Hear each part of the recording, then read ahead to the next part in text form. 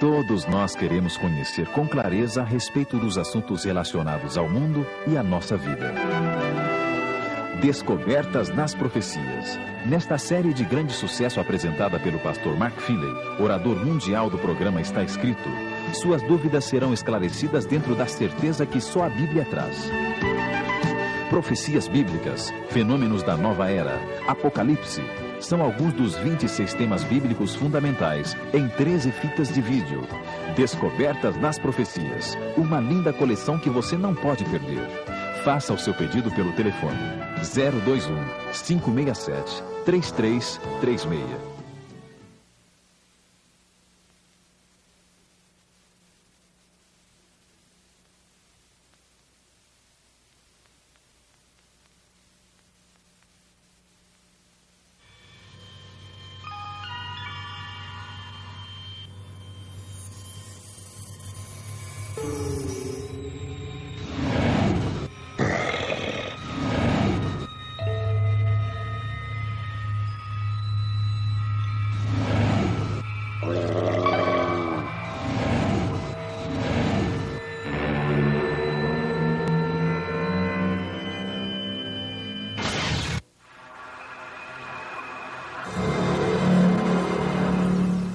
A mensagem de Mark Finley fala sobre o grande triunfo do bem contra o mal, mesmo vivendo em um mundo de reinos em colisão. Nós temos estudado o livro de Daniel, e eu acho que ao começarmos esta 7ª parte, devemos resumir o que nós vimos até aqui. Eu preciso que me ajudem. O tema do primeiro capítulo foi Deus faz o quê? Transforma a derrota em vitória. No segundo capítulo, ele é o Deus que revela o futuro. No terceiro capítulo, ele é o Deus que redime ou livra o seu povo. No quarto capítulo, ele é o Deus que governa sobre todos. No quinto capítulo, alguém diz para mim, ele é o Deus da justiça e do juízo. O Deus que desenhou uma linha na areia e cuja misericórdia tem limites, que dá a sua graça, mas que também pronuncia julgamento. No sexto capítulo, ele é o Deus que reina para sempre. Quando os leões rugem ao nosso redor, Deus está lá. Nos 6 primeiros capítulos do livro de Daniel, Deus revela um conflito entre Cristo e Satanás. O profeta Daniel revela um conflito entre a lei de Deus e entre as questões de adoração. No capítulo 1, o rei Nabucodonosor, o rei da Babilônia, atacou o templo de Deus em Jerusalém. E lá ele desonrou o templo em Jerusalém, roubando os utensílios reais. No capítulo 2, Deus revela para Nabucodonosor que ele era o rei supremo sobre todos, através da grande imagem do capítulo 2. Mas no capítulo 3, Nabucodonosor decidiu imitar a imagem como sendo um poderoso governador, fazendo um decreto universal, ordenando que homens e mulheres adorassem aquela imagem de Nabucodonosor, violando a ordem de Deus. No capítulo 4, Deus lembra a Nabucodonosor que ele é o rei. E no capítulo 5, Belsazar, em um banquete, desonra mais uma vez os utensílios santos do santuário. No capítulo 6, um decreto de morte é assinado.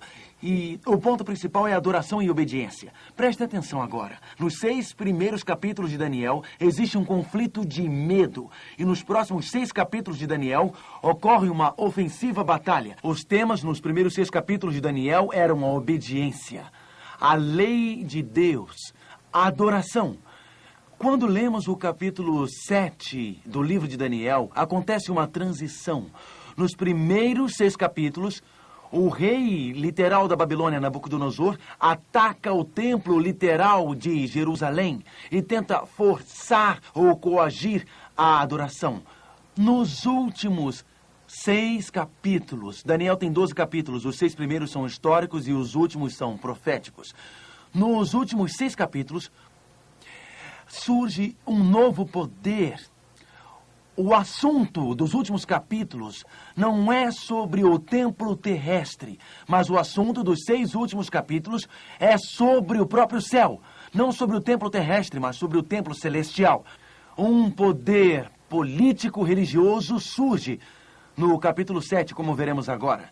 E este poder não procura fazer homens e mulheres infringirem uma lei humana, mas procura fazê-los infringir a própria lei de Deus no céu. As lições que aprendemos nos primeiros 6 capítulos sobre fé, sobre obediência, adoração ao verdadeiro Deus, com Daniel, nós aplicaremos nos últimos 6 capítulos, quando um poder terrestre tentou modificar a essência da lei de Deus. Nós nunca iremos entender completamente os últimos 6 capítulos.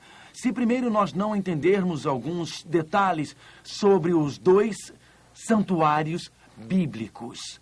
Se vocês têm as suas Bíblias, peguem e abram no livro de Êxodo. Êxodo, no capítulo 25. Vocês observam que eu estou em pé no meio de uma maquete do santuário que Deus ordenou que Moisés construísse, quando Israel vagueava naquele deserto. Êxodo, capítulo 25. Começando com o verso 8. O livro de Daniel, em seus capítulos proféticos, assume que os leitores sabem alguma coisa sobre os santuários bíblicos, os 2 santuários. Êxodo 25, verso 8. E Deus disse: e me farão um santuário, para que eu possa habitar no meio deles.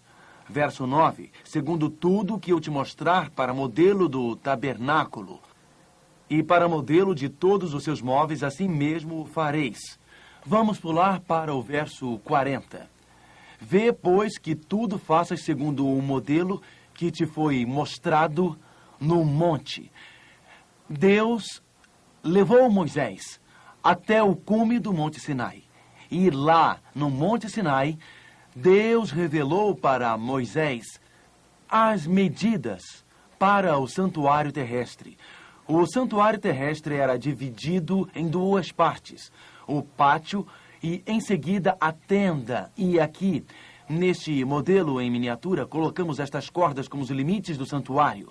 Nós colocamos estas cordas para ilustrar o perímetro do santuário, em lugar de usar a tenda, porque se houvesse a tenda, não poderíamos ver por dentro. E eu peço a vocês que usem a imaginação e imaginem que esta parte envolvida com as cordas era justamente a tenda. Então, havia aqui 2 partes no santuário: o pátio e o tabernáculo. O tabernáculo era dividido em 2 partes: o lugar santo e o lugar santíssimo. Moisés construiu este santuário conforme as medidas que Deus deu para ele no monte. Este santuário terrestre ilustrava o plano da salvação. Foi a maneira que Deus usou para mostrar a eles as lições necessárias para preparar-se para a vinda de Jesus. No santuário do Velho Testamento, se um pecador pecasse, vamos supor que alguém perdeu o controle, ficasse com raiva, estava amaldiçoando algum de seus irmãos, e era necessário que eles fossem ao santuário com uma ovelhinha. Esta não podia ter manchas ou defeitos. O pecador ia, e quando ele chegava com a sua ovelha, ele pegava uma faca e depois ele degolava a ovelhinha. Depois de ter confessado seus pecados sobre a cabeça desta ovelha, os pecados seriam transferidos do pecador para a ovelhinha. O pecador é que tinha errado. Ele devia morrer. Aquela pessoa que estava com raiva, amargurada, o pecado fora transferido do pecador para o animal. O inocente animal sem manchas e defeitos tinha que morrer. O pecador degolava o animal e aquele sangue pingava na areia. Então, o animal era colocado sobre o altar para ser consumido pelo fogo. Um pouco do sangue era levado pelo sacerdote para dentro do santuário. O pecado tinha sido transferido do pecador para a ovelha. A ovelha merecia morrer? Não mesmo. O pecador merecia morrer. Mas quando a ovelha era morta, ela morria representando o pecador. No lugar do pecador, o pecador ia para o santuário culpado. Ele ia para o santuário condenado, mas quando ele confessava o seu pecado, este era transferido para a ovelha. Mas espere um momento, o que isto tudo representava? Lembre-se quando Jesus veio, João Batista disse, este é o Cordeiro de Deus que tira os pecados da onde? Do mundo. Jesus é a nossa ovelha. Nós merecemos morrer. Nós quebramos a lei de Deus. Nós é que merecemos ser enterrados e nunca mais sair de lá. Quando ficamos nervosos, amargurados, com raiva, somos críticos ou temos pensamentos imorais, somos desonestos, merecemos morrer.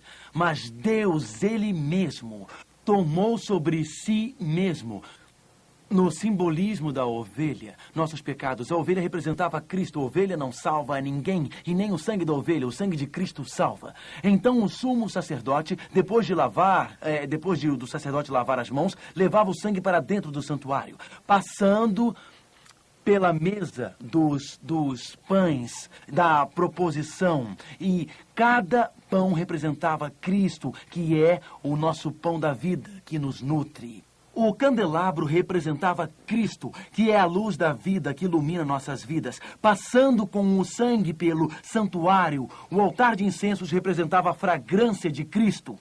A beleza e a justiça e a sua perfeição de vida subindo para Deus. Nós merecíamos morrer, mas Jesus Cristo, como o pão da nossa vida, nos nutre e nos mantém vivos. Cristo, como a luz da vida, nos dá a verdade. Cristo, como a ovelha, morreu por todos nós. Cristo, a justiça e a sua vida perfeita se apresentam diante de Deus para interceder por nossa imperfeição. O sacerdote aspergia o sangue aqui no véu, diante do lugar santíssimo, simbolizando a lei de Deus que estava na arca do concerto, que simbolizava com os querubins que a lei de Deus tinha sido quebrada.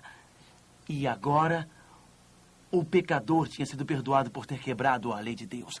Sim, e todo Israel, quando olhava para o santuário, sabia que o pecado podia ser perdoado. Aqueles homens e aquelas mulheres que foram punidos pela sua desobediência podiam ser perdoados. Eles podiam ser perdoados. A ovelha representava Jesus que morreu. O sacerdote representava Jesus que vive. Quando você e eu pecamos, podemos nos ajoelhar diante de Deus e saber que a nossa ovelha, Cristo, morreu e que nosso sacerdote, Jesus, vive. Havia um santuário aqui na terra, mas ele era apenas uma maquete do grande e original santuário lá no céu. Peguem suas Bíblias e abram em Hebreus capítulo 8. Havia um santuário aqui na terra, mas ele era apenas um dos 2 santuários. Porque o modelo aqui na terra apenas simbolizava o grande e original santuário lá no céu. Hebreus capítulo 8, versos 1 e 2. Tudo isso é o fundamento para se entender os últimos capítulos de Daniel. O conflito dos últimos capítulos de Daniel é sobre o santuário celestial. Mas desde que o santuário terrestre era uma cópia daquele que estava lá no céu, nós podemos entender, através do que aconteceu na terra, o grande conflito que está acontecendo no céu. Nós podemos entender, através do que vemos na terra, o que nós não podemos ver no céu. Hebreus capítulo 8, versos 1 e 2. Ora, o essencial das coisas que temos dito é que possuímos um sumo sacerdote que se assentou à destra do trono da majestade lá nos céus, como ministro do santuário e do verdadeiro tabernáculo que o Senhor erigiu, não um homem. Havia um santuário na terra, havia um santuário na terra e havia um santuário no céu. Onde fica o verdadeiro santuário? Onde fica? No céu. Nos 6 primeiros capítulos de Daniel, Nabucodonosor e Belsazar e todos os babilônios atacaram o santuário terrestre, que nos dias de Moisés era uma tenda. Mais tarde, nos dias de Salomão, foi construído um grande templo. E aquele templo em Jerusalém, o templo literal, ele foi atacado pelos reis babilônios nos 6 primeiros capítulos. E Daniel foi conhecido como sendo fiel a Deus no meio daqueles ataques. Nos últimos 6 capítulos, não é um santuário terrestre que é atacado, mas Satanás trabalha na mente de muitas e falsas forças religiosas que estão querendo chegar aos céus e atacar o santuário de Deus. Estudemos isto em Daniel capítulo 7. Abram suas Bíblias em Daniel 7 e embarquemos em um dos mais estimulantes, um dos mais emocionantes capítulos da Bíblia. Embarquemos num dos mais fantásticos estudos sobre o que está realmente acontecendo no universo, sobre esta controvérsia, esta batalha, esta luta entre o bem e o mal. Isto é mais emocionante do que qualquer filminho de Hollywood, ou qualquer bom filme de Hollywood. Isto é muito mais emocionante que qualquer tipo de ficção, do que qualquer drama televisivo. Este é o drama atual.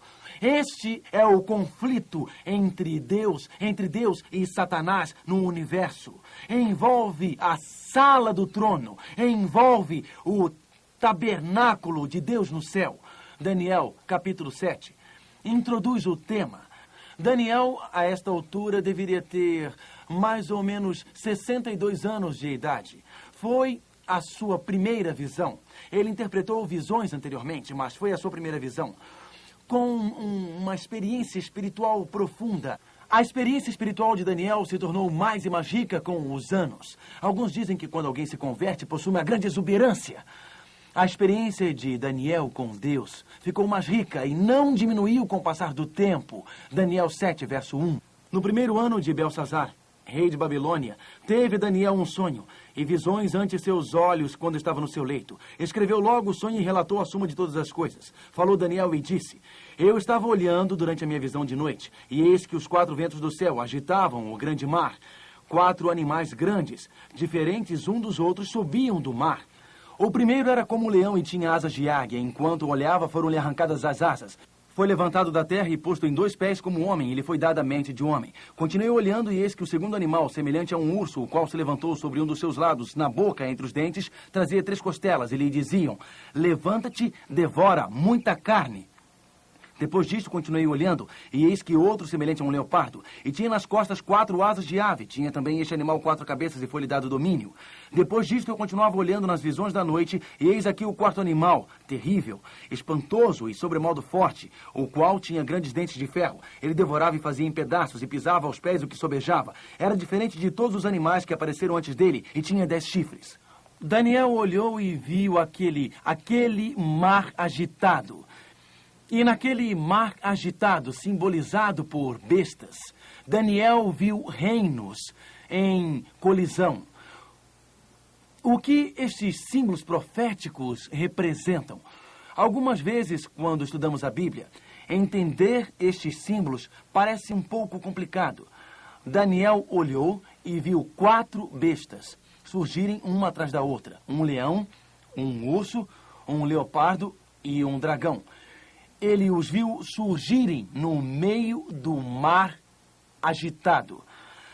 Na Bíblia, bestas representam reis ou reinos. Vocês podem achar isto em Daniel 7, verso 17, que diz: E os animais que você viu são 4 reis e 4 reinos. Nós temos isso hoje também. Na verdade, hoje existem animais que representam reis ou reinos. Por um bom tempo, a Rússia era representada por um urso. Ou, hoje, algumas vezes, a Inglaterra tem sido representada por um leão. Agora, estes símbolos atuais são apenas meras ilustrações. Mas, nos tempos de Daniel, as nações eram representadas por bestas. Então, conforme Daniel 7, verso 17, uma besta representava um rei ou um reino. O que significa o surgimento desta besta da água? A Bíblia diz que estas bestas surgiram da água. Segundo Apocalipse 17, verso 15, diz que o mar ou águas representam pessoas ou nações. Nós usamos símbolos, algumas vezes dizemos o grande mar da humanidade, o que representa pessoas ou nações. Indo um pouco mais além com estes símbolos proféticos, e quanto aos ventos. Lembram-se que em Daniel capítulo 7 ele diz: os 4 ventos se agitavam sobre o grande mar, uma besta surgindo atrás da outra. O que este vento representa? Segundo Jeremias 49, verso 36, ele representa discórdia e destruição. Então, em Daniel capítulo 7, viu um grande mar agitado. Voltemos para Daniel capítulo 7 e leiamos o verso 2 e vamos ligá-lo a um símbolo e vocês verão como é muito fácil entender as profecias bíblicas. Daniel 7, verso 2. Falou Daniel e disse: eu estava olhando durante a minha visão da noite, e eis que os 4 ventos do céu agitavam o grande mar. Então, 4 animais grandes, diferentes um dos outros, subiam do mar. Ventos representam, o que ventos representam, digam todos? Discórdia, conflitos. Então, 4 ventos representavam conflitos ao redor do globo. Eles sopraram sobre o grande mar. O que é o grande mar? O que é o mar? Pessoas ou nações. Então, ventos soprando sobre o mar é igual a conflitos, discórdias, guerras entre a humanidade. Nós pensamos em ventos, pensamos em furacões, terremotos, nós pensamos em ciclones, nós pensamos em desastres na natureza. 4 ventos, portanto, é como um tornado, um furacão, como um tufão que produzem destruição. Assim, os 4 ventos representam destruição, eles sopram sobre a humanidade. E da guerra ou conflito da humanidade, 4 grandes bestas surgem, uma atrás da outra. Os 4 reinos surgem e o primeiro destes reinos é representado em Daniel capítulo 7, segundo o verso 4. O primeiro era como leão, com asas de águia. Vocês lembram que estudamos a profecia de Daniel no capítulo 2, que tinha uma grande imagem. Aquela grande imagem era feita de 4 metais: ouro, prata, ajude-me por favor, bronze e ferro e 10 dedos de ferro e barro. 4 metais: ouro, prata, bronze e ferro. 4 metais representavam reinos: Babilônia, Medo-Pérsia, Grécia e Roma. O 4º metal que nós estudamos representava a destruição do Império Romano, ou os dedos da estátua. Agora nós temos 4 bestas. Assim como o ouro é o líder dos metais, assim também o leão é o rei das bestas. Como o primeiro metal representava Babilônia, a primeira besta também representava Babilônia. A sequência dos tempos proféticos, como estudamos na Bíblia, Deus sempre começa onde o profeta está. Faz sentido, não faz? O único lugar para se começar é onde você está. Por isso, Deus sempre começou por onde Daniel estava. Ele começou na Babilônia. Quando a Babilônia estava para desaparecer, ele começou com a Medo-Pérsia. Então, Deus começa com a Babilônia. A próxima nação, Medo-Pérsia. A próxima nação, Grécia. E a próxima nação, Roma. Então, Deus começou com o leão para representar Babilônia. Na verdade, Jeremias e Isaías dizem: Babilônia, você é como um leão. Exatamente como o ouro, o chefe dos metais, representava Babilônia. Assim, o leão com asas de águias representava Babilônia. Mas as Escrituras dizem que após Babilônia, que governou o mundo de 605 a.C. a 539 a.C., depois de Babilônia surgiria outra nação, e esta nação seria representada segundo Daniel 7, verso 5. Continuei olhando e eis aqui o segundo animal, que representa o que, amigos? Um reino, uma segunda besta, um segundo reino, que representa um urso. Notem que a Bíblia diz que este urso possuía 3 costelas em sua boca. A nação que derrotou Babilônia, qual foi? Medo-Pérsia. E o urso tinha 3 costelas na sua boca. Quando Medo-Pérsia derrotou Babilônia para governar o mundo, ele precisava conquistar Babilônia, a Índia e o Egito. Portanto, a Medo-Pérsia, com as 3 costelas, os 3 impérios, Babilônia, Índia e Egito. A Medo-Pérsia, violenta como um urso, sedenta por sangue como um urso, conquistou o mundo. Mas então existia uma 4ª besta, aliás, uma terceira besta. Daniel 7, verso 6. Preste atenção nesta terceira besta. Depois disto, continuei olhando, e eis aqui outro, semelhante a um leopardo, e tinha nas costas 4 asas de ave. Tinha também este animal 4 cabeças, e foi-lhe dado o domínio. Observem as profecias bíblicas. Qual nação derrotou a Medo-Pérsia? Qual delas? Grécia. O que vocês sabem sobre a Grécia? A Grécia conquistou o mundo sob o comando de Alexandre o Grande, velozmente. Se vocês quiserem descrever uma rápida conquista, qual animal vocês escolheriam? Um elefante? Provavelmente não. Vocês escolheriam o quê? Um leopardo. E se quisessem muito rápido, o que vocês fariam com seu leopardo? Botariam asas nele. Colocariam asas nele. Por isso, Deus descreve a rápida ascensão de Alexandre o Grande com um leopardo dando-lhe asas. Quando Alexandre o Grande morreu, os seus 4 generais, Cassandro, Licimarco, Ptolomeu, Seleucus... Puxa, que nomes, mas vocês não precisam sabê-los para passarem no curso. Mas eram 4 generais. Alexandre morreu bêbado com 33 anos. Aqui, os 4 generais, Cassandro, Licimarco, Ptolomeu e Seleucus.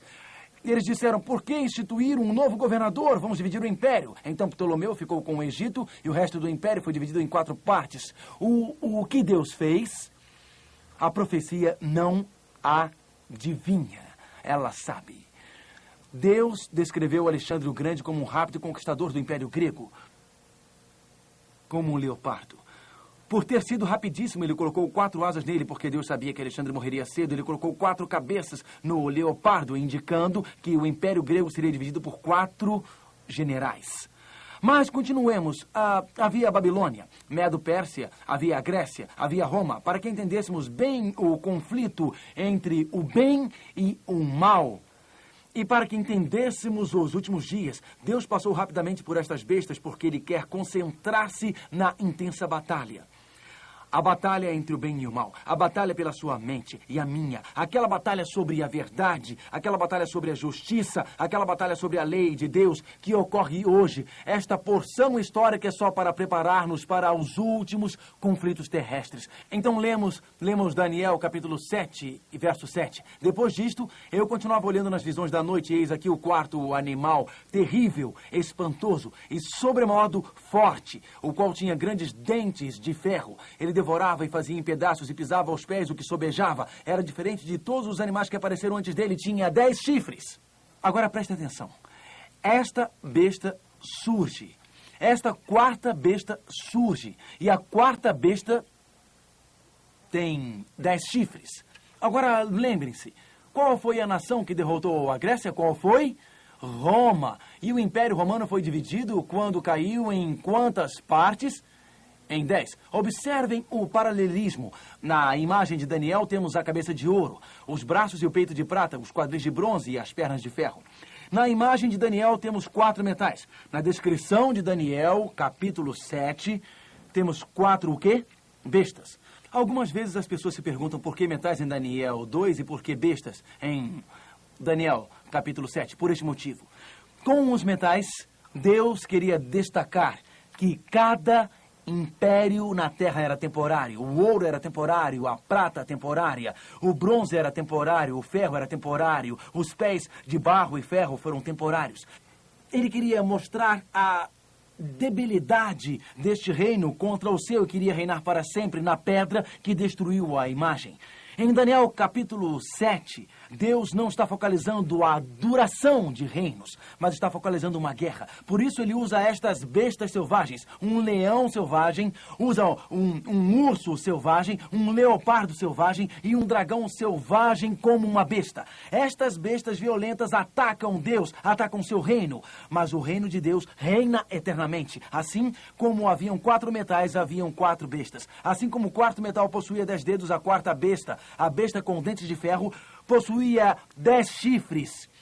Assim, a 4ª besta representa Roma, assim como os 10 dedos. As divisões do Império Romano, também os 10 chifres, representam o Império Romano. Então, nós vemos tudo isso e a esta altura, recordemos rapidamente estes grandes impérios. Babilônia, a cabeça de ouro. O leão, representando Babilônia novamente. Prata, o 2º metal, representando Medo-Pérsia. O urso, representando Medo-Pérsia. Bronze, representando a Grécia. O leopardo, representando a Grécia. O ferro, representando Roma. o dragão representando Roma. Existe uma comparação entre Daniel 2 e Daniel capítulo 7. Os 10 dedos da imagem, as 10 divisões de Roma, os 10 chifres da quarta besta, as 10 divisões do Império Romano. A pedra que destruiu a imagem em Daniel capítulo 2, estabelecendo o reino de Cristo. Em Daniel 7, acontece algo novo. Daniel 7 fala sobre a mesma coisa que o capítulo 2, mas ele amplia até os anos antes da vinda de Cristo. Ele conta para nós sobre os eventos que ocorrerão antes da volta de Cristo, porque o capítulo de Daniel 2 lida com a história do passado e nos guia até a vinda de Cristo. Em Daniel 7, lida com eventos que ocorrerão em nossos dias antes da volta de Cristo. Isto é dito em Daniel 7, verso 8. Pegue suas Bíblias e leiam Daniel 7, verso 8. É introduzido um novo poder em Daniel 7, verso 8. E, estando eu a observar os chifres, eis que entre eles subiu outro chifre pequeno, diante do qual 3 dos primeiros chifres foram arrancados. E eis que neste chifre havia olhos como os olhos de homem, e uma boca que falava com insolência. Um pequeno chifre surgiu. O que este pequeno chifre faz?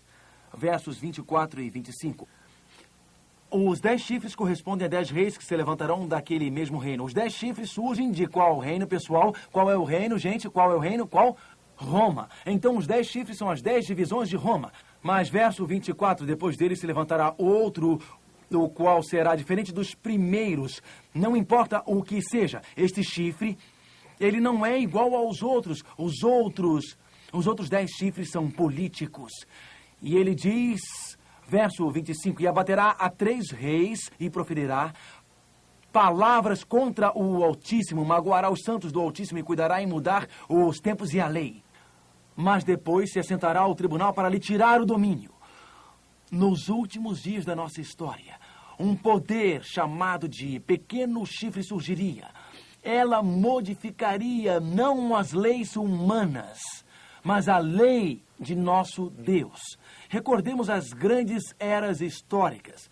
Primeiro, a Babilônia surgiria, de 605 a 539 a.C. Então, Medo-Pérsia surgiria. Ela sucederia a Babilônia, governou de 539 a 331 a.C.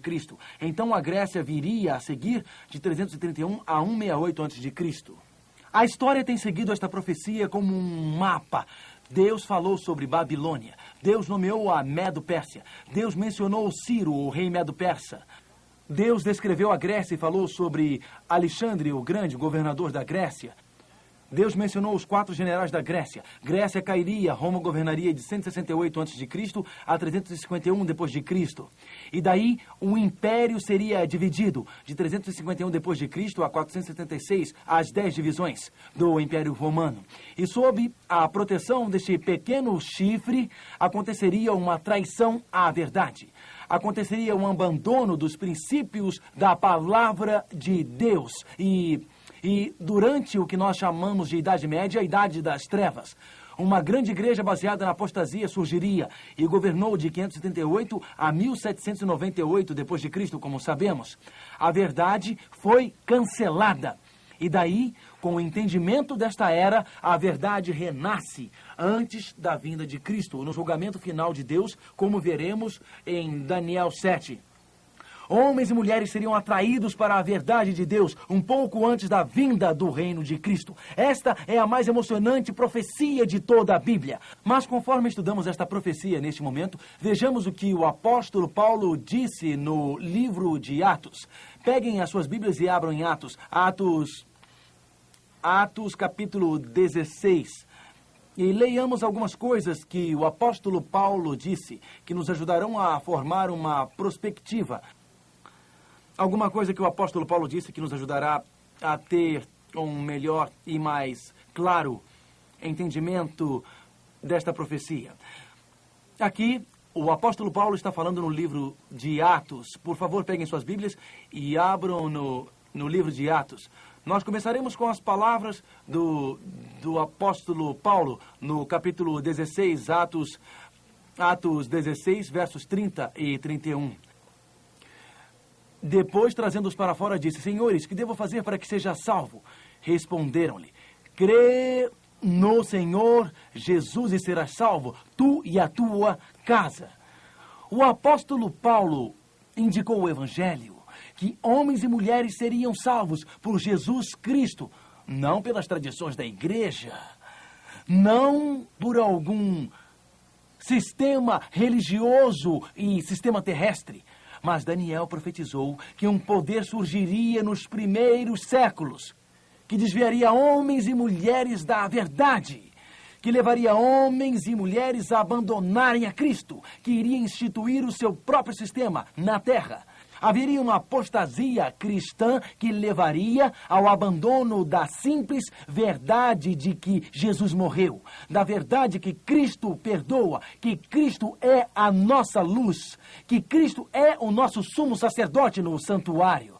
O santuário terrestre seria dirigido por um sistema terrestre, um sacerdote humano. Voltemos a Daniel capítulo 7. E leiamos para podermos descobrir algumas coisas sobre o poder deste pequeno chifre. Quem é este pequeno chifre? Quando surgiu este pequeno chifre? Quais são os conhecimentos que temos sobre esta apostasia na era cristã? Daniel, capítulo 7, verso 8. Estando eu a observar os chifres, quem são os chifres? Ele disse: eu observei os chifres. E ele diz: eis que entre eles subiu outro pequeno chifre.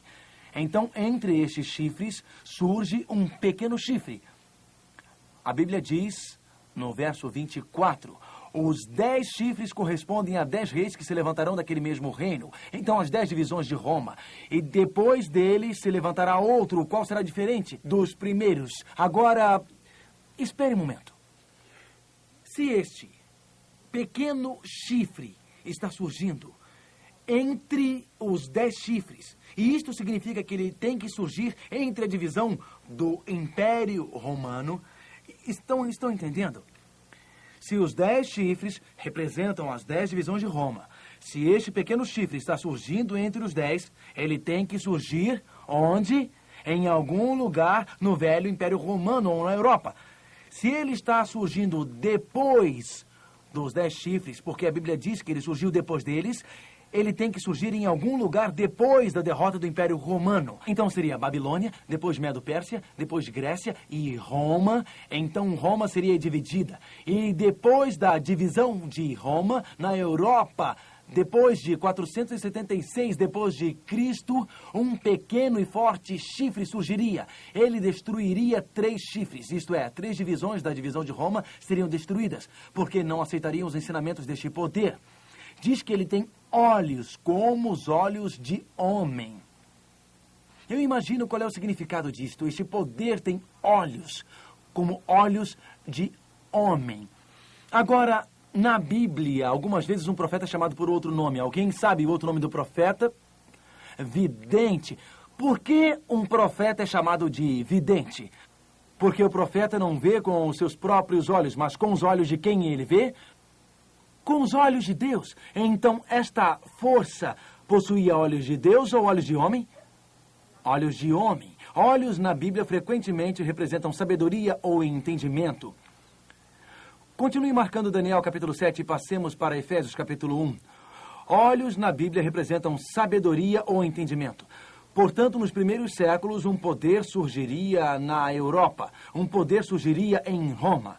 Este poder surgiria nos primeiros séculos, não com a sabedoria ou com o entendimento de Deus, mas com o entendimento de homens. Efésios capítulo 1, verso 18. Olhos na Bíblia geralmente representam entendimento ou sabedoria. Efésios 1, verso 18. Iluminados os olhos do vosso coração. Notem que estes são os olhos do entendimento. Portanto, este poder não tinha a mente de homem, mas este poder tem a mente de Deus, e que seria diferente dos outros 10 chifres. Lembram-se quando lemos o verso 24 de Daniel 7, que diz que dos 10 chifres saídos do Império Romano, aconteceriam 10 10 divisões, mas outro pequeno chifre surgiria do Império Romano nos primeiros séculos, e ele seria diverso dos outros primeiros. O que significa diverso significa diferente. Os outros poderes eram políticos, porém este poder seria diferente porque seria religioso. Os outros 10 chifres eram todos poderes políticos. Este seria um poder religioso. Por isso, nos primeiros séculos, nós esperamos o surgimento de um poder religioso. Este poder religioso seria baseado na sabedoria humana e no entendimento humano. Aconteceria um abandono da verdade da palavra de Deus. Um abandono da verdade da palavra de Deus. E, automaticamente, este poder perseguiria o povo de Deus e mudaria a própria lei de Deus. Notem Daniel, capítulo 7, verso 25. Daniel 7, verso 25. Proferirá palavras contra o Altíssimo e magoará os santos do Altíssimo e cuidará em mudar os tempos e a lei. Este poder desenvolveu-se nos primeiros séculos. A tradição humana tomaria o lugar da palavra de Deus. Este poder surgiria do Império Romano pagão.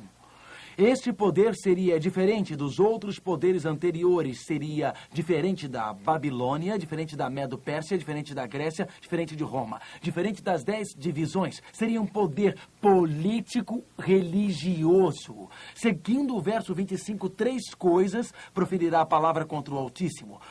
O que significa proferir palavras contra o Altíssimo? Significa colocar a si mesmo na posição ou no lugar do nosso Deus. Significa usurpar a autoridade de Deus. Segundo, destruirá os santos do Altíssimo. Perseguiria aqueles que não aceitassem esta ideologia político-religiosa. Terceiro, e cuidará em mudar os tempos e a lei. Portanto, a Bíblia profetizou que haveria uma apostasia cristã. Isto aconteceu? Leiamos Daniel 8, verso 12. Daniel 8, verso 12. Em toda a Escritura, Deus se preocupa que homens e mulheres não se afastem da sua palavra. Que homens e mulheres não se afastem das verdades divinas. E que ensinamentos humanos crescem na igreja. Notem em Daniel capítulo 8, verso 12. O exército lhe foi entregue com o sacrifício costumado por causa das transgressões, e deitou por terra a verdade, e o que fez prosperou. A verdade de Deus seria lançada por terra. Traição tomaria conta do lugar da Escritura. De Roma, um poder político religioso iria surgir, que iria substituir a Bíblia com os ensinamentos humanos, e a lei de Deus seria mudada. O apóstolo Paulo se preocupou muito com isso. Peguem as suas Bíblias e abram em Tessalonicenses. Vocês verão no livro de Tessalonicenses, 2 Tessalonicenses, capítulo 2. Peguem suas Bíblias e leiam Tessalonicenses. O apóstolo Paulo está profundamente preocupado sobre isso. Paulo estava preocupado com o abandono da verdade, o abandono dos princípios, o abandono dos princípios da palavra de Deus. Nos últimos dias da nossa história. 2 Tessalonicenses, capítulo 2 e verso 3.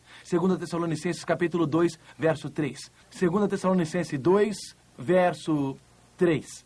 A Escritura é muito clara. Nos últimos dias da nossa história, a verdade sobre Deus seria completamente mudada e seria completamente abandonada. 2 Tessalonicenses, capítulo 2, verso 3. Ninguém de nenhum modo vos engane, porque isto não acontecerá sem que primeiro venha o que diz aqui, o que diz que virá, sem que primeiro venha a apostasia. Prestem atenção. Percebam como a Bíblia ensina. Haveria grandes nações que governariam. Primeiro, Babilônia. Depois, Medo-Pérsia. Depois, a Grécia. Depois, Roma pagã. Depois da Roma pagã, o reino seria dividido em 10. de Roma surgiria um novo sistema que seria desenvolvido, um sistema político-religioso que instituiria o templo de Deus na terra.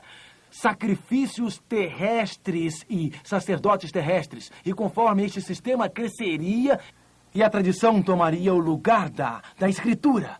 E assim a própria lei de Deus seria alterada. Aconteceria na era medieval, em abandono aos claros ensinamentos da palavra de Deus. Jesus disse, santifica-os na verdade, porque a tua palavra é a verdade. João 17, verso 17.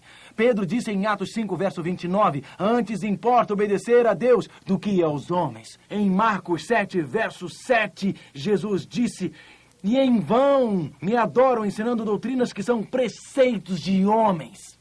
Era exatamente isto que a Bíblia havia profetizado. Nos últimos dias, a tradição humana, os ensinamentos humanos, os mandamentos humanos iriam substituir a lei de Deus. Então Daniel viu além do leão, do urso, do leopardo e do dragão. Viu além dos 10 chifres, ele viu além do pequeno chifre, ele viu além a apostasia na terra, ele viu além do abandono da verdade na terra, ele viu além da rebelião contra a lei de Deus. E então Daniel olhou para o céu e o que ele viu? Ele viu o santuário celeste. Peguem suas Bíblias, Daniel capítulo 7. Daniel 7. Ele viu o santuário celeste. Leiamos Daniel 7, versos 9 e 10. Daniel 7, versos 9 e 10.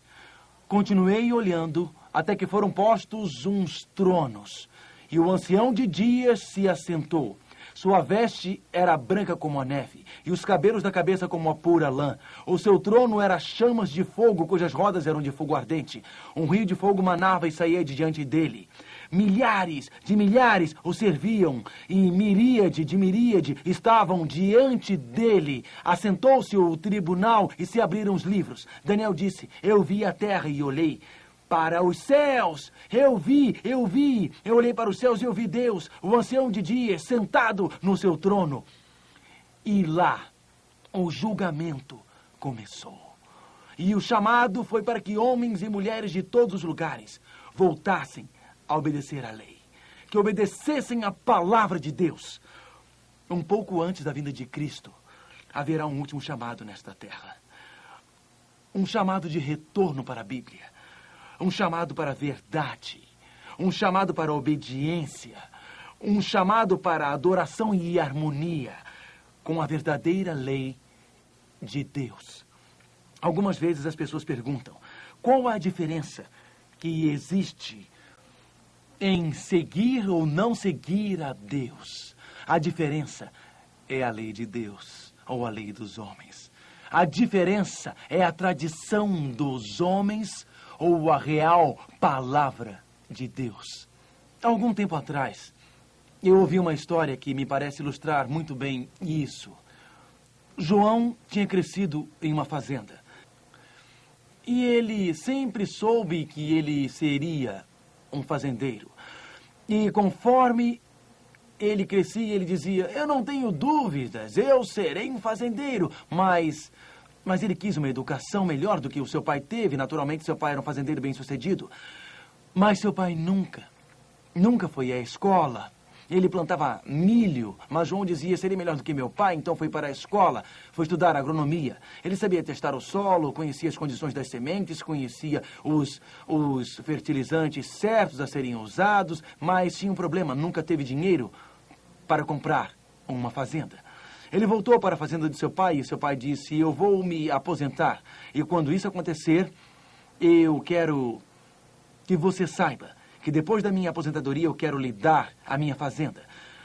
Mas, filho, eu vou sair de férias e direi quais sementes precisam ser plantadas e eu vou voltar em alguns meses. Então, eles passaram pelos campos juntos. Você planta tomates aqui, planta feijões ali, planta morangos acolá, planta batatas por ali.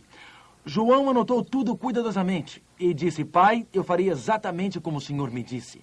Depois que seu pai viajou de férias, João pensou, eu quero ver quão preciso foi meu pai. Por isso, eu vou pegar meu kit para teste do solo e vou testar o solo exatamente onde meu pai havia dito para plantar tomates. O solo era bom para tomates. Onde meu pai havia dito para plantar batatas, o solo era bom. Disse para plantar morangos e o solo era muito bom. Mas quando ele chegou aonde o pai havia dito para plantar milho, ele testou o solo e o solo era muito, muito arenoso para plantar milho. E João disse, meu pai estava errado, o livro do colégio estava certo e eu vou plantar amendoins neste campo. Se eu plantar milho, o buraco será muito raso e o vento levará tudo embora. Eu vou plantar amendoins aqui. E assim João plantou amendoim, ao contrário do que seu pai tinha mandado. Ele sabia mais do que o seu pai. O pai voltou depois de um mês e João disse...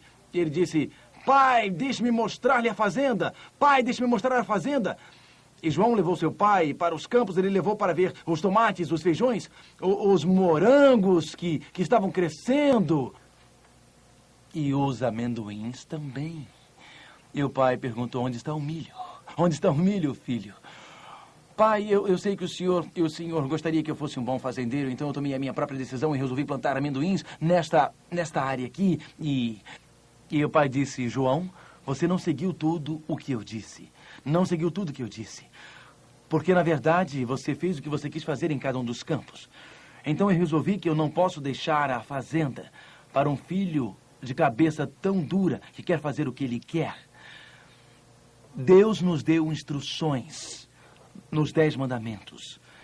E em Daniel 7, a Bíblia nos ensina que um poder político religioso iria surgir nos primeiros séculos e que colocaria a tradição acima da Bíblia. Colocaria a palavra dos homens acima da palavra de Deus. Colocaria a lei dos homens acima da lei de Deus. Mas nos últimos dias, Deus chamaria homens e mulheres para voltarem a obedecer.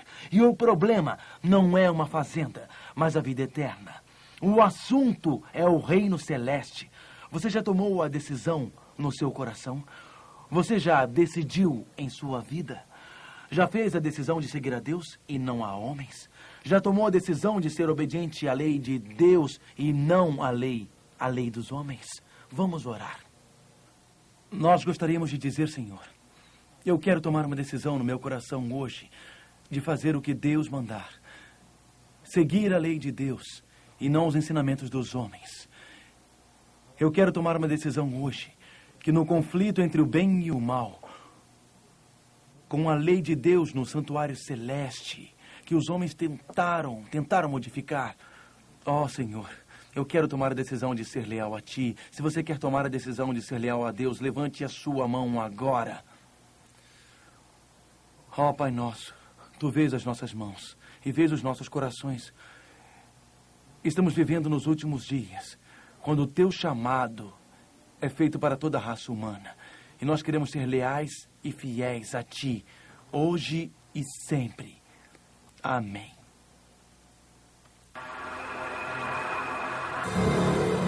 Algumas vezes parece que o falso estigma de que os bons sempre perdem e os maus sempre vencem é verdadeiro. Porém, a verdade sempre triunfa? Descubra a resposta na próxima apresentação de Mark Finley, Finalmente Salvos.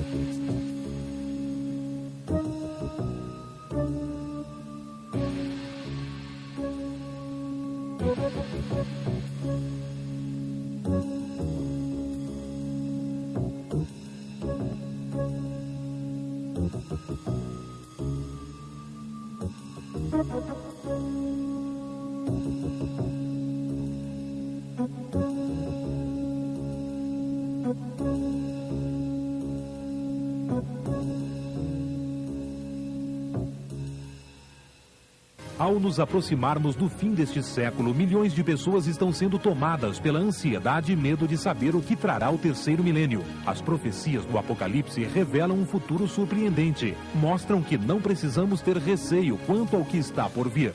A esperança é um fio que nos sustenta nas circunstâncias de grande sofrimento. Jesus é a esperança na dor, na indecisão, no medo, na morte. Ele é a esperança para uma vida vitoriosa. O Está Escrito apresenta esta coleção inédita com o pastor Alejandro Bulhon, contendo o livro O Terceiro Milênio e as Profecias do Apocalipse. E a série em 4 fitas de vídeo Revive, Jesus é a Esperança. Você encontrará respostas aos mais profundos anseios humanos. E tudo com base na mais segura fonte de informações, a Bíblia Sagrada. Faça já o seu pedido. Ligue agora mesmo para 021 567 3336.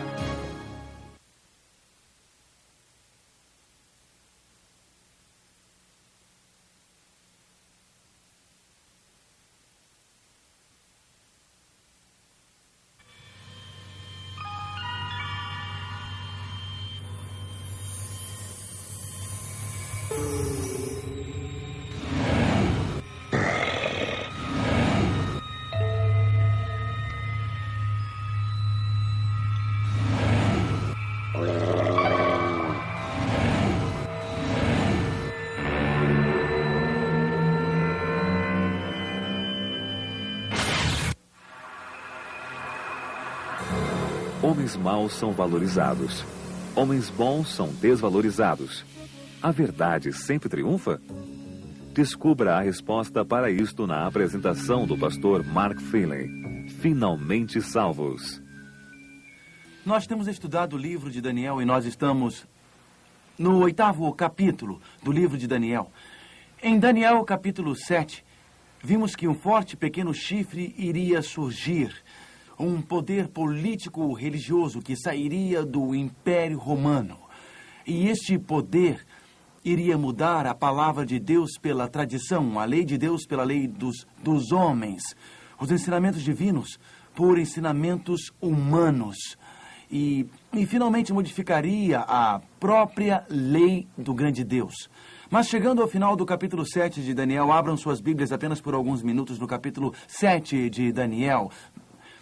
Daniel, capítulo 7, versos 26 e 27. Daniel viu os eventos terrestres. Algumas vezes seria bom esquecermos o que acontece ao nosso redor para pensar sobre o que acontece acima de nós.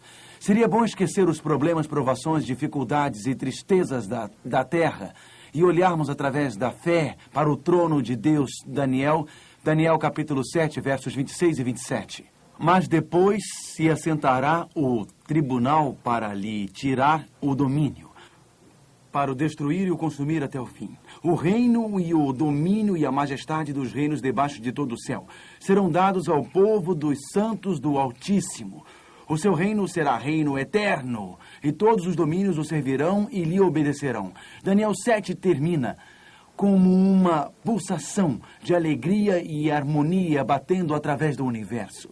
Daniel 7 termina com toda a raça humana obedecendo e servindo a Deus. A Bíblia diz, e todos os domínios servirão e obedecerão a Ele. Quando Deus criou a terra no Jardim do Éden, Adão e Eva foram criados para servir a Deus. Foram formados para obedecer a Deus. Foram criados para agradar a Deus. E chegou Lúcifer. E então ele disse, isso não faz diferença se você comer do fruto da árvore do bem ou do mal ou não.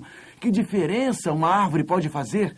Adão e Eva foram completamente enganados pelo pai do mal e tomaram o fruto da árvore do bem e do mal. Como resultado, eles perderam o jardim do Éden.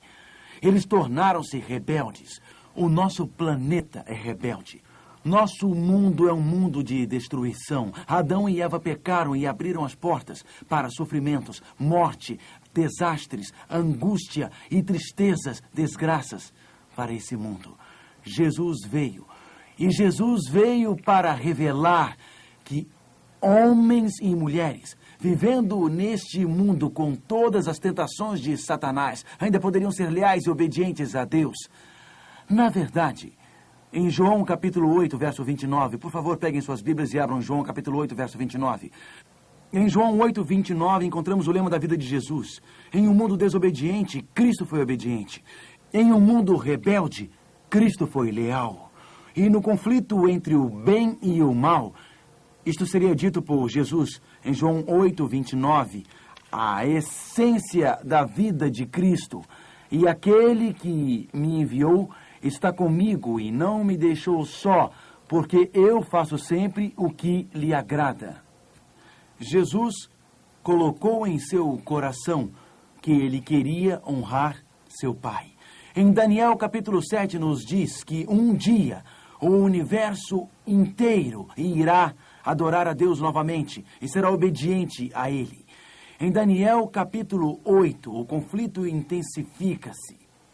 Em Daniel capítulo 8, o profeta focaliza os eventos que irão acontecer no fim dos tempos. Peguem suas Bíblias e abram no 8º capítulo do livro de Daniel. Daniel capítulo 8. O conflito aumenta. Mais uma vez, Deus nos situa. Mais uma vez, ele antecede os eventos do fim dos tempos para nos localizar no tempo. Abram em Daniel capítulo 8. Talvez uma pequena revisão irá localizar em nossas mentes onde estamos em Daniel capítulo 8. Vocês se lembram que em Daniel capítulo 2 estudamos a profecia da grande estátua onde havia metais. Em Daniel capítulo 2 nós vimos o grande desafio político. Babilônia, Medo-Pérsia, Grécia, Roma desafiam o império de Deus. Em Daniel capítulo 2, Deus é mostrado como o verdadeiro governador do universo. A rocha destrói a imagem e o reino de Deus triunfa. Então, em Daniel capítulo 2, Deus está dizendo para nós: se vocês querem ser cidadãos de um reino que dura para sempre, sigam-me. Meu reino sobreviverá. Em Daniel capítulo 7, bestas violentas e agressivas surgiram e um pequeno chifre apareceu. Existe um desafio político-religioso. Aqui o desafio é na adoração e na obediência. Aqui Deus diz: se vocês quiserem sobreviver, minha verdade sobreviverá, minha palavra sobreviverá. E Deus nos leva a obedecer a Ele. Em Daniel capítulo 8, os animais aqui usados para representar as nações não são, nesse caso, animais ferozes, não são mais o leão, o urso, o leopardo e o dragão. Na verdade, vamos ler em Daniel capítulo 8, começando por Daniel capítulo 8, verso 3. Daniel 8, verso 3. Então eu levantei os olhos e vi, e eis que um carneiro estava diante do rio, o qual tinha 2 chifres.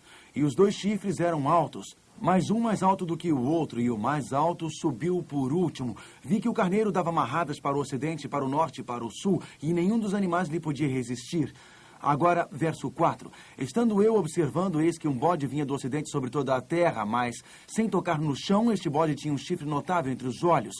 Dirigiu-se ao carneiro que tinha os 2 chifres. Agora percebam, o carneiro e o bode. O carneiro abaixa a cabeça e o bode também abaixa a cabeça e eles acabam brigando. E o carneiro vence o bode. Uma coisa necessária a ser considerada. O carneiro e o bode eram animais usados no ritual do santuário. Vamos relembrar o ritual do santuário por alguns instantes, porque Deus queria nos dizer alguma coisa através do simbolismo do carneiro e do bode. Ele queria que nós soubéssemos que, mesmo antes de começar a estudar esta profecia, ele estava apontando para o santuário. Supondo que vocês vão viajar, eu digo a vocês que antes de chegar, vocês irão cruzar uma ponte, depois cruzar um rio, e irão encontrar uma curva, e depois irão encontrar um lago, e depois do lago irão encontrar uma montanha. E quando chegarem perto da ponte, dirão, estamos chegando perto. E vocês veem o lago e depois dizem, estamos mais perto. Vocês veem a montanha e dizem, já estamos lá. Os símbolos que eu dei para vocês estavam apontando para o fim desta viagem. Então o carneiro e o bode eram animais do santuário. Vamos recordar o ritual do santuário. Se uma pessoa pecasse, Ela oferecia um sacrifício. Deveria trazer um cordeiro que deveria ser perfeito, deveria ser sem manchas. Por que deveria ser perfeito e sem manchas? Quem seria representado pelo cordeiro? Cristo. Jesus pecou alguma vez? Jesus nunca pecou, mas Jesus se tornou pecador em nosso lugar. Jesus tomou o nosso lugar no pecado. Então Jesus, o Cristo perfeito, era representado pela ovelha perfeita e sem manchas.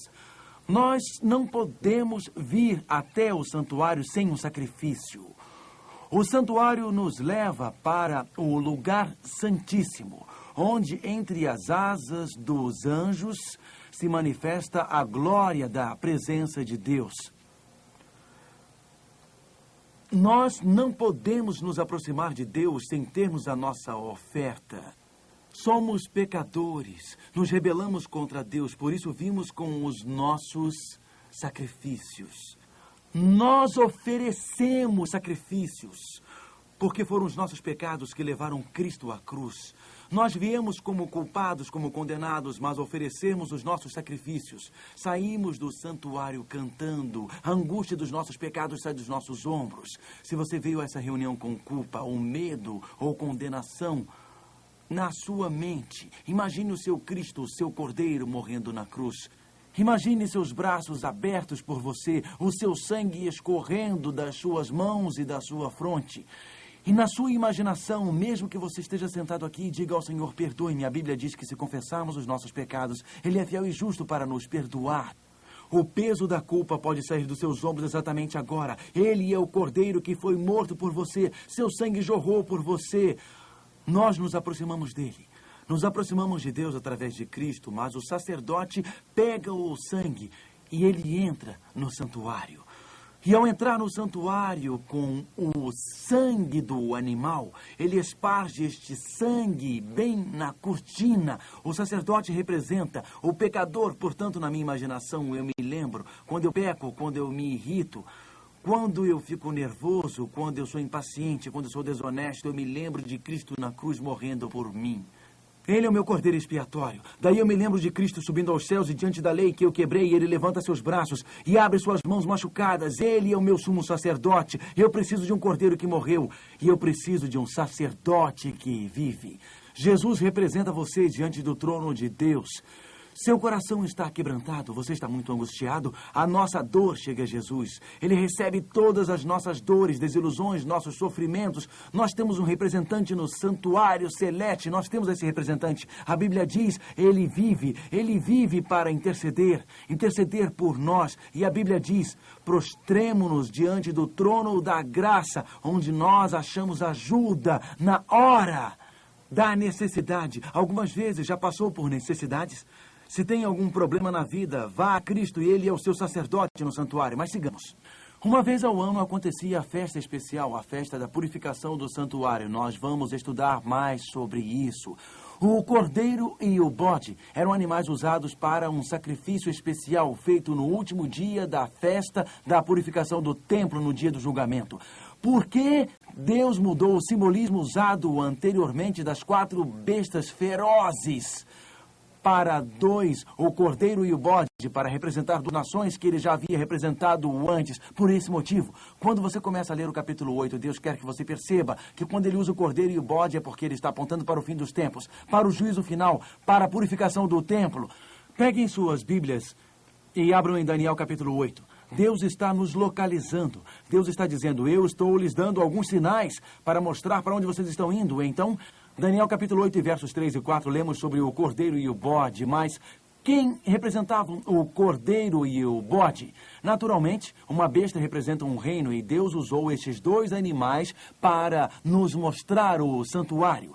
Mas leiamos Daniel 8, versos 20 e verso 21. Daniel 8, versos 20 e 21. Aquele carneiro que viste com 2 chifres são dois reis. Quem são esses 2 reis, por favor? Da Média e da Pérsia. Mas o bode peludo é o rei de onde? Da Grécia. E o chifre grande que tinha entre os olhos é quem? O primeiro rei. Quem era o primeiro rei da Grécia? Alexandre o Grande. Isso, muito bem. Então o cordeiro representava a Medo-Pérsia. E O bode representava a Grécia e o primeiro rei representava Alexandre. Porém, lembrem-se que Deus usou esses animais especiais porque este capítulo é sobre o santuário.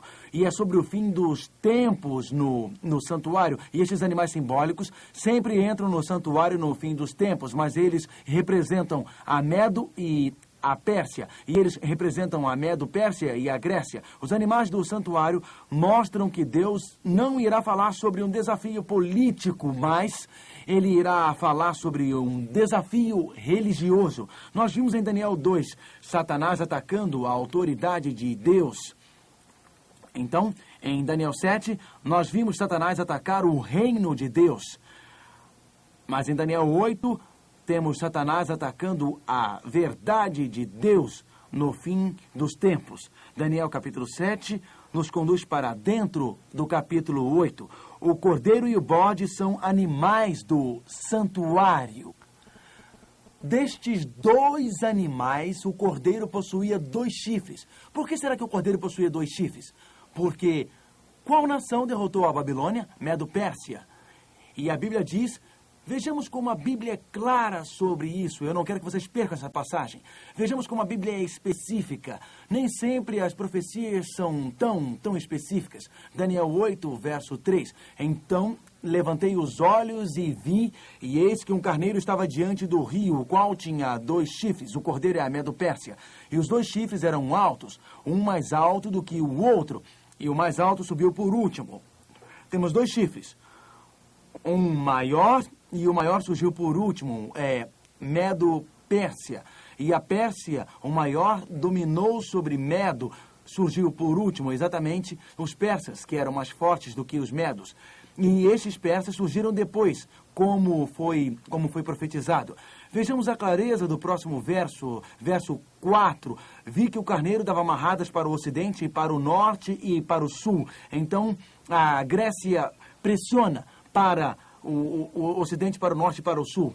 Aliás, a Medo-Pérsia pressiona para o ocidente, para o norte e para o sul. Daí lemos sobre o bode no verso 5. Estando eu observando, eis que um bode vinha do ocidente. Exato, sabemos que o Império Grego surgiu exatamente do ocidente. Lembram-se quando o Império Grego lutou com o Império Medo-Persa? Sobre toda a terra, mas sem tocar no chão. E aquele bode tinha um chifre notável entre os olhos, Alexandre o Grande. Dirigiu-se ao carneiro que tinha 2 chifres, Medo-Persa, ao qual eu tinha visto diante do rio, e correu contra ele no furor da sua força. Exatamente o que aconteceu quando a Grécia derrotou a Medo-Persa. E vejam, verso 8. Viu chegar perto do carneiro, e enfurecido contra ele o feriu, e lhe quebrou os 2 chifres. O bode representa a Grécia. E o chifre maior representa quem? Alexandre o Grande. E quando ele se tornou muito forte, o chifre maior Alexandre, o que aconteceu com ele? Ele morreu. E no lugar dele... Lembram-se do leopardo com 4 cabeças em Daniel 7? No lugar de Alexandre, quem apareceu? 4 o quê?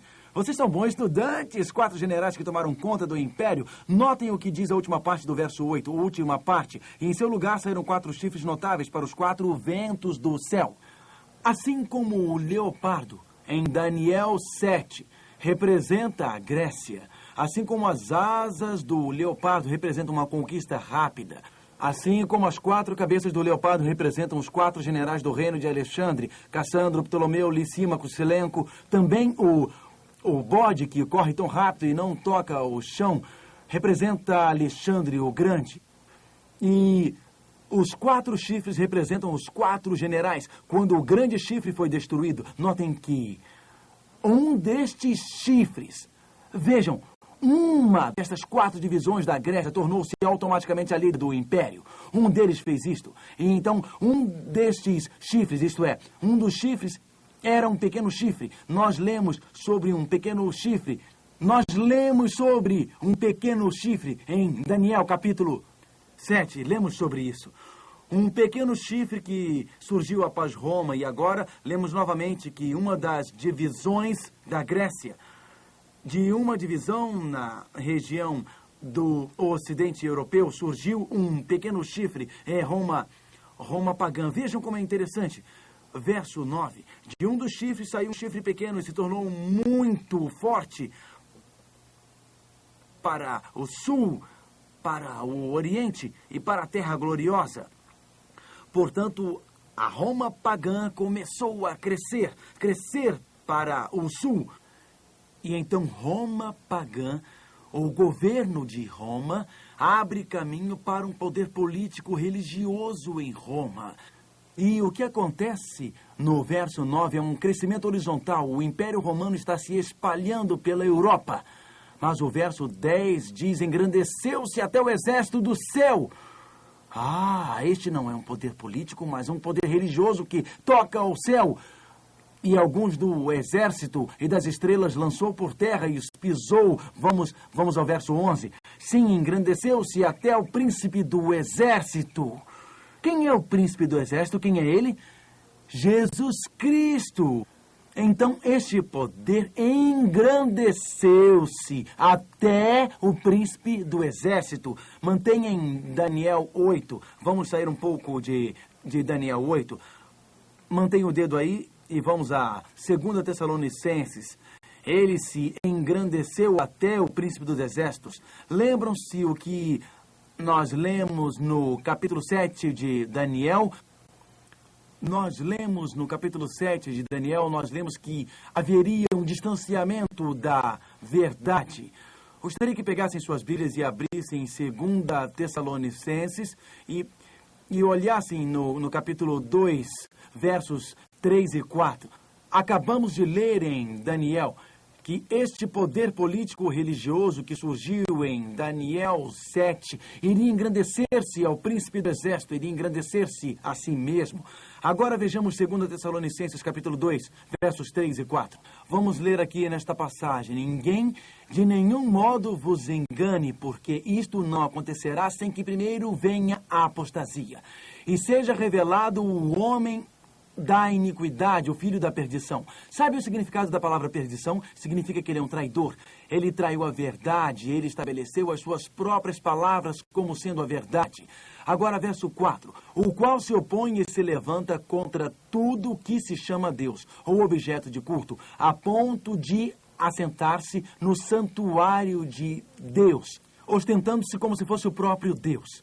Então, segundo Daniel 7, haveria um poder político-religioso que teria um líder que reclamaria os privilégios e as prerrogativas de Deus. Um deles, em Daniel 7, procuraria mudar a lei de Deus. E Daniel 7 descreve uma apostasia ou um abandono da verdade da palavra de Deus. Daniel 8 continua com o mesmo tema. Já que estamos no Novo Testamento, vamos ler em Atos, porque eu quero que vocês vejam que em todo o Novo Testamento existia uma grande preocupação dos apóstolos com este acontecimento e grande aviso contra isso. Eles apelavam para que todos fossem fiéis às Escrituras, eles dariam a sua própria vida para serem fiéis às Escrituras. Os apóstolos apelavam para todos serem obedientes a Deus. Atos capítulo 20, verso 28.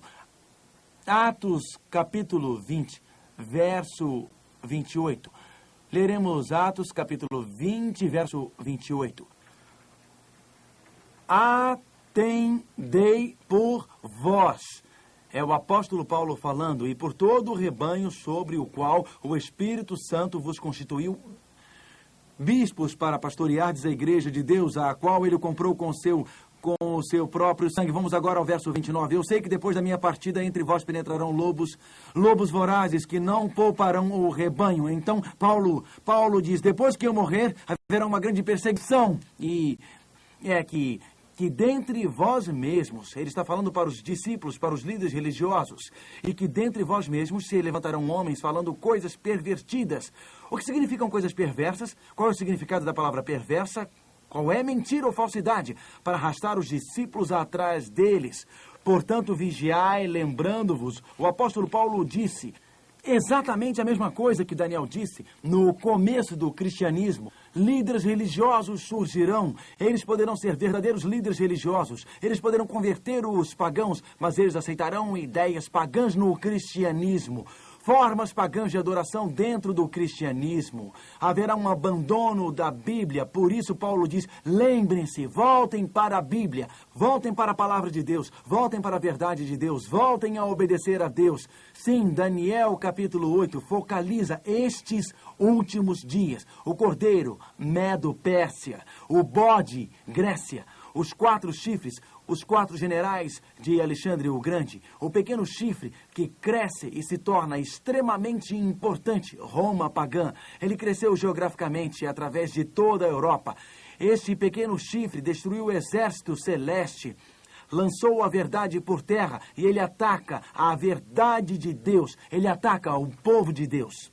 Então a Bíblia diz que aquela verdade que fora destruída iria finalmente ser completamente restaurada. Peguem suas Bíblias e abram em Daniel capítulo 8 e leiamos, por favor, os versos 12, 13 e 14. Daniel capítulo 8. Sim, a verdade seria restaurada. Sim, as tradições espalhadas pela terra seriam derrotadas pela luz da verdade divina. Esta luz destruiria a escuridão. Daniel capítulo 8, verso 12 em diante. Um exército lhe foi entregue, este era o pequeno chifre, com o sacrifício contínuo por causa das transgressões. E deitou por terra a verdade, e o que fez prosperou. Depois ouvi um santo que falava, e disse outro santo, aquele que falava, até quando durará a visão do costumado sacrifício e da transgressão assoladora, visão na qual era entregue o santuário e o exército a fim de serem pisados? Até quanto? Por quanto tempo o santuário divino seria lançado por terra? Um poder político, religioso iria crescer. Ele iria destruir a verdade sobre Jesus e o sacrifício. Todos os tipos de intercessores seriam criados ao invés de Jesus.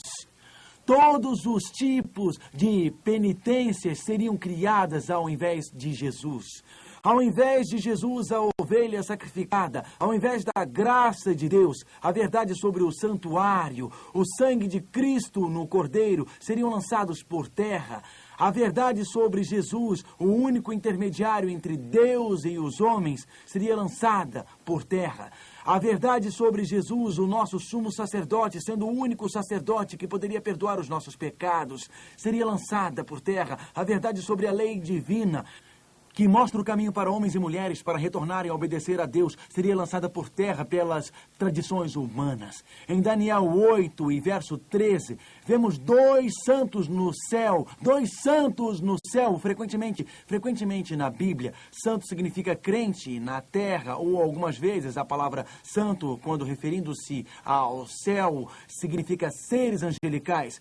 Por isso aqui, Daniel já havia falado sobre 2 anjos, portanto, a palavra santo significa santo ou seres santos. Se você tem uma tradução moderna da Bíblia, provavelmente diz assim, santos que falavam. 2 seres santos estavam conversando e um olha para o outro e pergunta até quando a verdade sobre Jesus será lançada por terra? Até quando a verdade de Jesus como nosso Salvador, de Jesus como único que perdoa, aquele que derramou seu sangue? Até quando a verdade de Jesus como o nosso sacerdote que nos representa diante de Deus? Até quando isso será lançado por terra? Até quando as leis humanas tomarão o lugar das leis divinas? Até quando? Esta é a pergunta. E o verso 14 responde.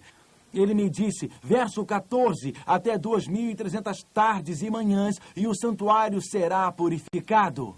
Até 2.300 tardes e manhãs, e o santuário será purificado.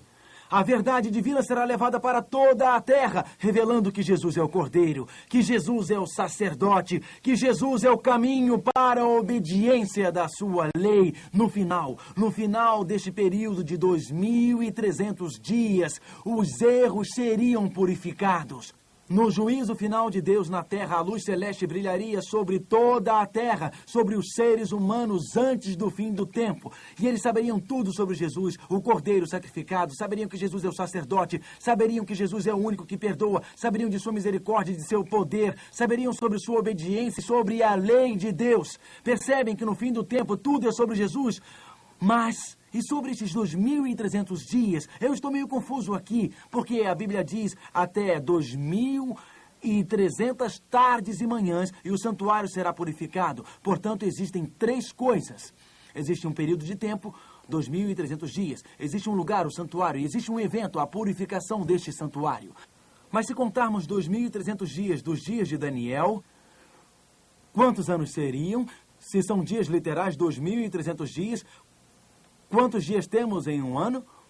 Alguns sabem. Quantos dias? 365. Então, estes são apenas 2.300 dias, e se forem literais, seriam um pouco mais de 6 anos. Mas o anjo disse algo para Daniel que me confunde muito. Leiamos Daniel, capítulo 8, e verso 17. Daniel 8, verso 17. Se estes são anos literais, desde os dias de Daniel, eu me confundiria com o que o anjo disse para Daniel em Daniel 8, 17. Veio, pois, para perto de onde eu estava. Ao chegar ele, fiquei amedrontado e prostrei-me com o rosto em terra, mas ele me disse: entende, filho do homem, pois esta visão se refere ao tempo do fim, quando esta visão sobre a purificação do templo aconteceria realmente, em qual período de tempo? Para o fim do tempo. Agora, notem que, novamente, no verso 19, ele diz: eis que te farei saber o que há de acontecer no último tempo da ira, porque esta visão se refere ao tempo determinado do fim. Então, este período de 2.300 dias acaba quando o tempo do fim começa, e no fim do tempo a verdade de Deus será restaurada. Portanto, estes não são 2.300 dias literais. Eles têm que ser algo mais. Então, aqui em Ezequiel 4, 6 diz, leiam comigo, por favor. 40 dias te dei cada dia por um ano. Segundo a Bíblia, um dia profético é igual a um ano literal, não é? Isso. Então, em profecia bíblica, um dia representa um ano. Então, 2.300 dias representam o quê? 2.300 anos. Não iremos nesta fase determinar quando começará o julgamento ou quando estes 2.300 dias começam, porque nesta fase eu quero focalizar os fatos e no capítulo 9 nós iremos determinar exatamente quando começa o fim dos tempos, exatamente quando o juízo final irá começar, exatamente quando começa este período chamado de purificação do santuário. Mas nesta fase, um anjo disse para o outro: quando a verdade sobre Jesus, o nosso Cordeiro sacrificado, sobre a sua misericórdia e perdão, e sobre o sacerdote que vive por nós no céu, e sobre a obediência e sobre o santuário será revelada. E ele disse: no fim de 2.300 dias ou anos, no fim dos tempos, haverá uma grande restauração da verdade. Mas mesmo assim, não é só um período de tempo que é mencionado aqui, mas também um evento. Os 2.300 anos desde o tempo de Daniel nos leva ao final dos tempos. Mas existe um evento, e este é chamado a purificação do santuário. Lembram-se que na nossa última lição, a Bíblia fala de 2 santuários. O santuário terrestre, construído por Moisés, parecido com a maquete que temos aqui, e o santuário celeste, o verdadeiro santuário. Este santuário foi estabelecido por Deus. Então, a pergunta é: qual é o significado da expressão em Daniel 8,14, purificação do santuário? Cada dia, ovelhas eram sacrificadas no pátio do santuário. Cada dia, pecadores vinham ao pátio para sacrificar animais. Cada dia, o sangue dos animais era levado para o lugar santo, a primeira parte do santuário. Mas apenas uma vez por ano, o sumo sacerdote entrava no lugar santíssimo do santuário. E ele fazia isso no último dia do ano dos judeus, chamado Yom Kippur. Este era um dia muito especial. Prestem atenção. Cada parte do santuário representa alguma coisa sobre Jesus. O cordeiro sacrificado no pátio representava Jesus morto. Fora do santuário celeste, se quiserem, no pátio deste mundo. E então, após a morte de Jesus no pátio deste mundo, como o nosso cordeiro expiatório, ele subiu até ao santuário celeste como nosso sacerdote, porque Jesus é o cordeiro sacrificado e é o sacerdote que vive. Na Bíblia, uma vez por ano, o sumo sacerdote se apresentava perante a presença de Deus, diante da Arca do Concerto. Ali, diante da presença de Deus, No final do ano judeu, o povo se reunia para examinar pela última vez os seus corações, para a última purificação da alma, para um último comprometimento com a lealdade e a obediência. Continue marcando as suas Bíblias, porque tudo o que precisamos fazer para entender o santuário celeste é entender o santuário terrestre. Cristo morreu no pátio 2000 anos atrás, quando uma cruz foi colocada no Monte Gólgota. Então Jesus subiu ao céu como o nosso sacerdote, na presença de Deus. E então, a Bíblia diz, Pai e Filho começaram um trabalho especial chamado Purificação do Santuário ou Julgamento dos Últimos Dias. O que acontecia no santuário terrestre durante o período da purificação do santuário? Abram suas Bíblias em Levíticos.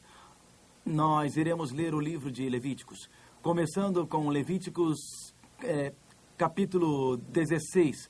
Este é o último dia do ano judeu, chamado Yom Kippur, o dia da expiação.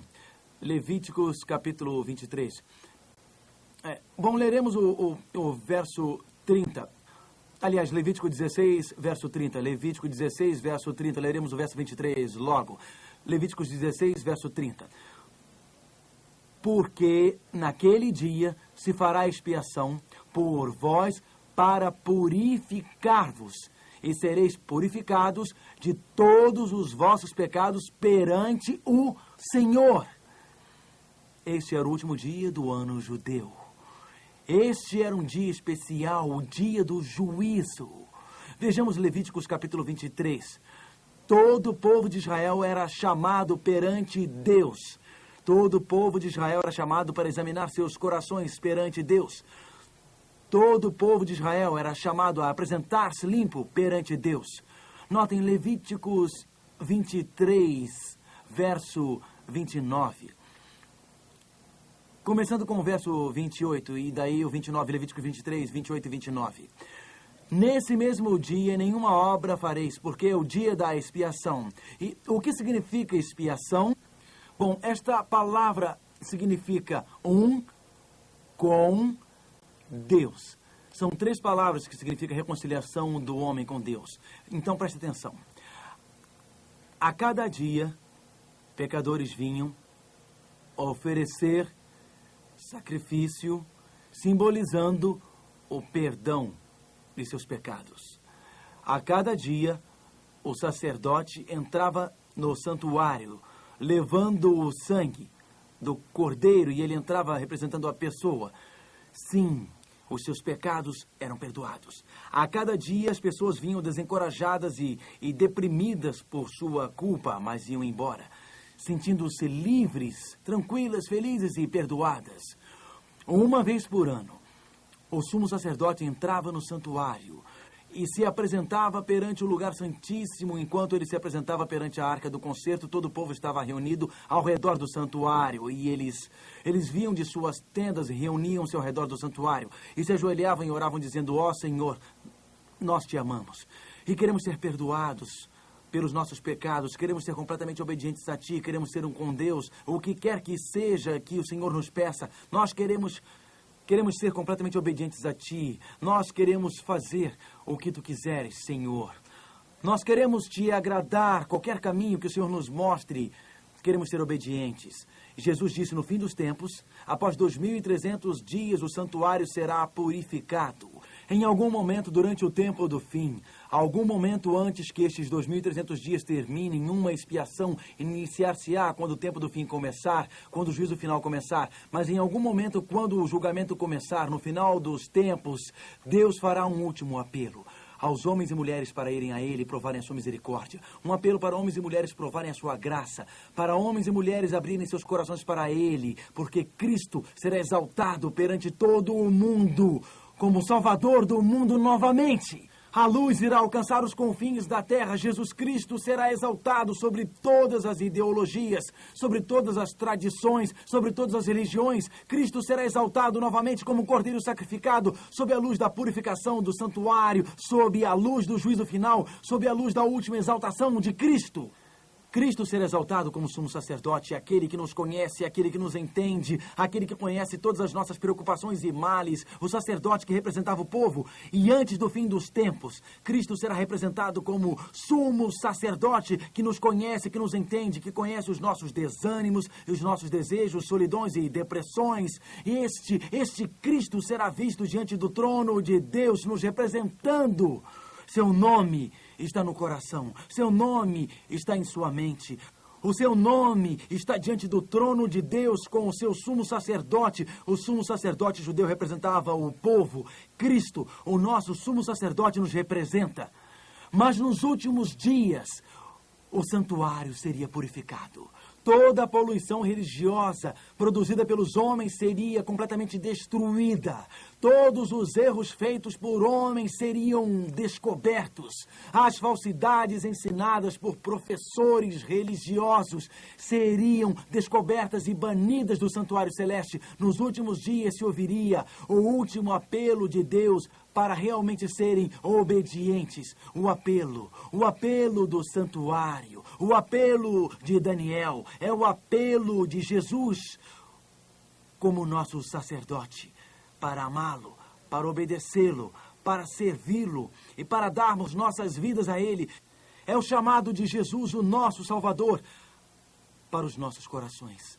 Agora, não importa quão distantes estejamos dele, não importa quanto nós o desapontamos, não importa quanto o nosso coração duvidou, o chamado de Daniel capítulo 8 é para que nós voltemos para Jesus. O apelo de Daniel 8 não é para nos unirmos em um santuário terrestre, mas é para nos ajoelharmos em nossos quartos à noite, perante o grande santuário celeste, porque esta aqui é apenas uma maquete do grande original lá do céu. Ajoelhar-se lá, imaginando Cristo como nosso sumo sacerdote, dizendo para nós, diante do universo, que somos seus filhos. É um apelo para aceitarmos Cristo como Salvador, para abrirmos nossos corações para Ele, para aceitar a sua grandeza, misericórdia e perdão, para aceitar o seu poder para mudar as nossas vidas, que nos fará obedientes e nos dará forças para seguirmos a sua lei. O apelo de Daniel 8 é o apelo para ser feito para homens e mulheres que criaram religiões, criaram tradições, para abrirem os seus corações para este Cristo. Vocês já jogaram alguma vez na loteria? Não precisam levantar as mãos. Já ganharam? Já ganharam na loteria? Steve ganhou. Steve ganhou a loteria no estado de Ohio, não muito tempo atrás. E quando Steve ganhou, ele recebia $107 mil por ano para sobreviver. Não é nada mal. É uma boa soma, não é? Mas sabe de uma coisa que descobriram sobre pessoas que ganham na loteria? Frequentemente a sua vida se torna amarga, porque qualquer pessoa quer ser o seu parente. Porque quer uma parte do seu prêmio. Steve não ganhou só uma vez. A primeira vez recebia 107 mil, 2 anos mais tarde ganhou novamente. Recebia 20 mil e esta foi só uma pequena soma. Kim e sua esposa, aliás, Steve e a sua esposa Kim eram casados há 17 anos. Mas ele não sabia que nos últimos 2 anos ela se encontrava com outro homem.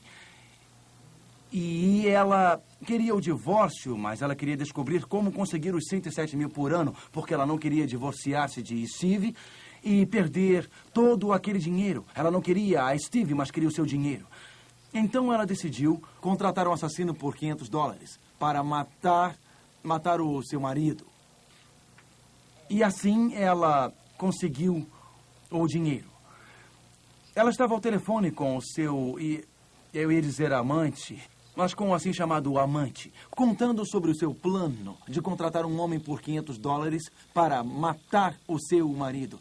E assim os dois teriam dinheiro para viverem felizes para sempre. Eu disse felizes para sempre. Porém, o seu filho de 21 anos, o filho de Steve, ouviu a sua mãe falando com o amante pelo telefone sobre o assassinato que mataria o pai dele. Então o filho foi até o pai dele e disse: pai, eu tenho que lhe dizer uma coisa. Mamãe não é fiel a você. E ela está contratando alguém para te matar. E o pai ficou completamente chocado. Completamente chocado. Ele foi à polícia e os denunciou, porque ele sabia os detalhes da história. E a polícia seguiu Kim quando ela deu $500 para o assassino. E a prendeu em flagrante. E ela foi para a prisão. E Steve começou a pensar: eu não vou desistir do meu casamento após 17 anos. Existem muitas coisas que nos mantêm unidos. Então ele começou a visitar a sua esposa lá na prisão. Após um período de 3 meses, um novo amor surgiu em seu coração por ela. E quando ela viu a fidelidade e lealdade, ela se comoveu e ela chorou muito lá em sua cela. Ele retirou as queixas contra ela. Ele retirou todas as queixas contra ela. E hoje ele tem um casamento feliz. O amor quebra os nossos corações. Não existe nada que aquela mulher não faça para Steve hoje em dia. Nadinha. Porque, de alguma forma, ele conseguiu amar. E quando eu olho para o santuário, eu vejo amor. Eu vejo o amor em Cristo morrendo por mim. Eu vejo o amor no sacerdote que entra no santuário e levanta suas mãos feridas por mim. Eu vejo o amor no final dos tempos, no sumo sacerdote, que apela para obedecê-lo e segui-lo. Satanás odeia esta verdade. Ele quer instituir penitências terrestres e coisas que eu preciso fazer ao invés de ir a Cristo e aceitar o que ele fez. Satanás quer me ensinar e ele diz: olha quanta coisa você precisa fazer para ser salvo. E Deus diz: venha e aceite o Cordeiro e confesse os seus pecados e será salvo pelo sangue de Jesus. Pela graça você é salvo e não por obras. Satanás quer colocar todo tipo de pessoa entre nós e Jesus, sistemas e sacerdotes. Ele fez isso no paganismo, com os sacerdotes terrestres e com alguns tipos de cristianismo. Mas existe um só intercessor entre nós e Deus, Jesus Cristo. E Satanás quer que nós abandonemos a lei de Deus. E por isso desenvolveu um sistema religioso voltado para nós. Mas assim como aquela mulher que se comoveu com o amor do seu marido e que hoje deseja fazer somente o que lhe agrada. Também quando os nossos corações forem tocados pelo amor de Deus, não desejaremos fazer mais nada, a não ser agradá-lo e obedecê-lo. E nos últimos dias da nossa história, Deus está nos chamando para amá-lo o suficiente para obedecê-lo. Vamos orar. Pai, nós te agradecemos pelo teu amor. Te agradecemos pelo apelo de Daniel para restaurar a verdade hoje.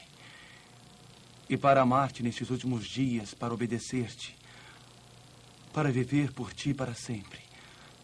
E obrigado, querido Jesus, por nos dar a força e a coragem para fazermos isto. Obrigado porque não só nos perdoas, não só és misericordioso, mas porque há poder no sangue de Cristo para fazer de nós um novo homem, uma nova mulher. A força na graça de Cristo que transforma os corações e nos reconstrói novamente. Obrigado por isso, no nome de Jesus. Amém. Poucos minutos são necessários para preparar uma refeição no micro-ondas. As cartas são enviadas por fax e e-mails em poucos segundos. E a velocidade nas estradas aumenta. Nós temos pressa. A próxima apresentação de Mark Finley fala sobre a nossa impaciência e nos lembra que existe alguém que é sempre pontual.